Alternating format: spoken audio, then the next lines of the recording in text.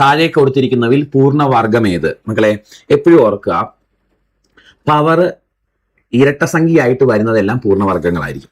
അപ്പൊ 5⁵5 ഒരു പൂർണ്ണവർഗം അല്ല, അല്ലെ? ശരി. 5⁻7 ഒരു പൂർണ്ണവർഗം അല്ല. 5�3 ഒരു പൂർണ്ണവർഗം അല്ല. ആണോ? 5�6 ഒരു പൂർണ്ണവർഗമാണ്.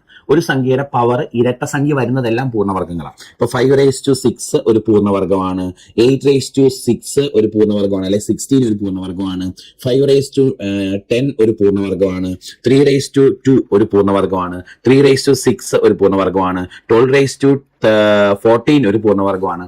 ഒരു സംഖ്യയുടെ പവർ ഈവൻ നമ്പർ വന്നാൽ, ഇരട്ട സംഖ്യ വന്നാൽ അത് എപ്പോഴും പൂർണ്ണവർഗമായിരിക്കും കേട്ടോ, ഓർത്തോണം.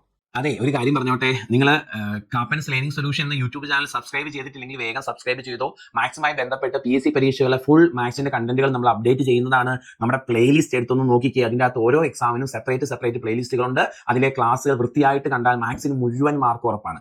ഇനി ടെലഗ്രാം ചാനൽ ജോസ് കാപ്പൻ എന്ന പേരിലുണ്ട്, അതിൽ ജോയിൻ ചെയ്യുക. നമ്മൾ ഇടുന്ന ക്ലാസ്സുകളുടെ അപ്ഡേഷൻസ് മിസ്സാവാതിരിക്കും. JOSCKAPPEN എന്ന് ടെലഗ്രാമിൽ ക്യാപിറ്റൽ ലെറ്ററിൽ സെർച്ച് ചെയ്താൽ മതി, ചാനൽ കിട്ടും, ജോയിൻ ചെയ്യുക. അപ്പോൾ ടാറ്റാ, ബൈ ബൈ.